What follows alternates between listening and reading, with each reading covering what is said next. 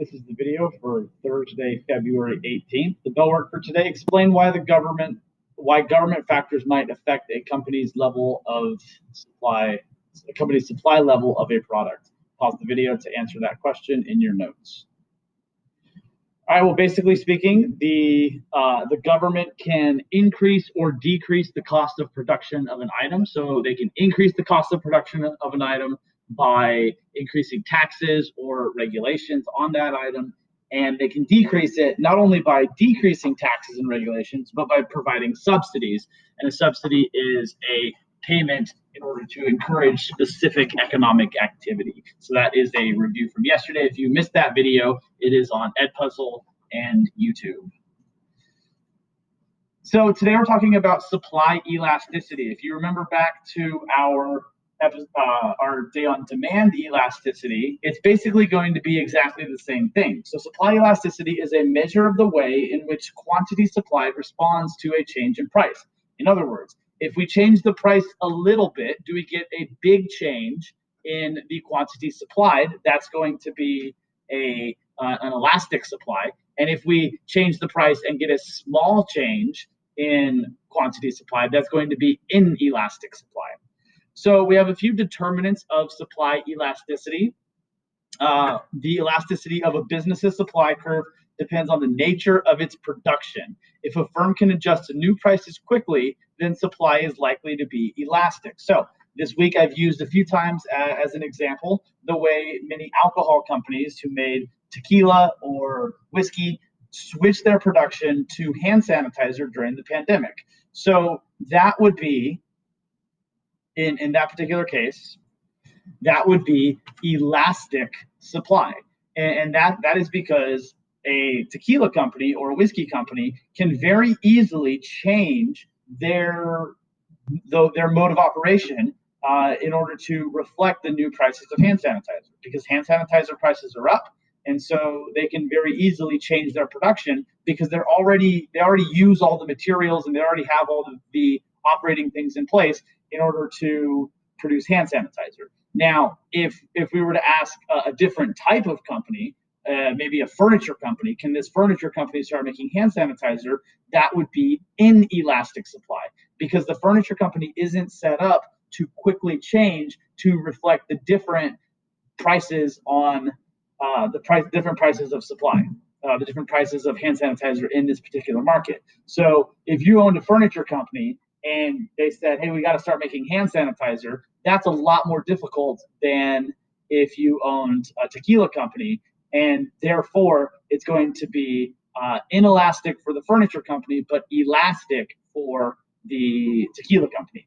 So the elasticity of supply is different than the elasticity of demand, because the number of substitutes has no bearing on supply elasticity, and the ability to delay the purchase or portion of the purchase, portion of income consumed, has no relevance to supply elasticity, even though they are essential for demand elasticities, right? So we asked, what are the factors that affect demand elasticity? And we had this whole thing with, our adequate substitutes available, is how much of a portion of your income is it? Can you delay the purchase? That has nothing to do with supply elasticity. It only has to do with demand elasticity. And the demand elasticity is determined basically by those things. Remember, we had that chart. In this particular case, it's completely different.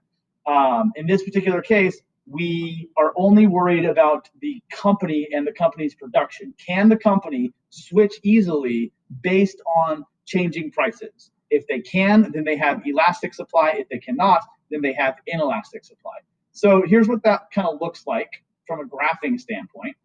We have obviously our supply curve. We have our price on the y-axis and our quantity supplied on the x-axis, and that is in both of these cases.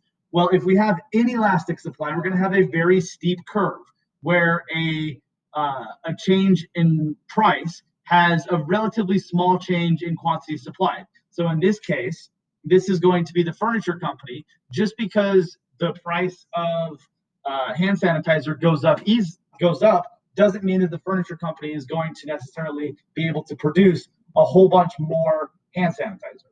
Okay, so the price of hand sanitizer goes up from 80 to 106, and the furniture company that doesn't produce hand sanitizer, they can't switch, right? They're going from at 60, they only go to 64 by this big old change in price. That would be inelastic supply. If we looked and compared that to the tequila company, well, the tequila company sees an increase in the cost of hand sanitizer from 80 to 106, and they have a much larger change from 60 to 100. So they have an elastic supply. They can very easily change and now produce a whole lot more hand sanitizer. So while inelastic supply is going to be a very steep curve, elastic supply is going to be a very flat curve. And that is the same thing with demand. With the demand curve that goes the other way, the inelastic demand is going to be a very steep curve, and the elastic demand is going to be a very shallow curve. Now, with demand, we had a couple other examples. It's going to be the same thing here. This is perfectly elastic supply, and this one is going to be a straight line. This doesn't actually exist in the real world. It's just sort of a concept. And then this one is perfectly inelastic supply. This is actually probably going to be a better example of our furniture company, because just because the furniture company makes zero. How much hand sanitizer do they make? Zero hand sanitizer. And no matter what happens with the price can go up, price can go down, they're still going to make zero hand sanitizer. Because why would they make hand sanitizer? They're a furniture company. So that would be all your different graphs of inelastic supply, elastic supply, perfectly elastic supply, and perfectly inelastic supply. Notice that your perfectly inelastic supply is just an exaggerated version of the steep line that is your inelastic supply, and then the perfectly elastic supply is an exaggerated version of your shallow line that is elastic supply. A couple more things to talk about that don't necessarily have to do with supply elasticity. We have marginal utility. This is the extra usefulness or satisfaction a person gets from acquiring or using one more unit of a product. And then diminishing marginal utility is that the extra satisfaction we get from using additional quantities of the product begins to diminish. So think about the example that I used a couple weeks ago of the apple tree. You're really hungry, you want an apple from an apple tree, so you're going to climb the apple tree to get that apple. Well, you did a cost-benefit analysis and you decided that it was worth it to climb that apple tree to get that apple. But at the end of the day, you got sort of filled up by that first apple. The second apple has the same cost to you, but less benefit, therefore it has diminishing marginal utility. That second apple isn't worth the same thing to you as the first apple, nor is the third apple, nor is the fourth apple. Every additional apple becomes worth less and less and less to you, right? I have a house. If I wanted to buy a second house, that would be nice, but it doesn't have the same value to me as my first house because I already have a place to live.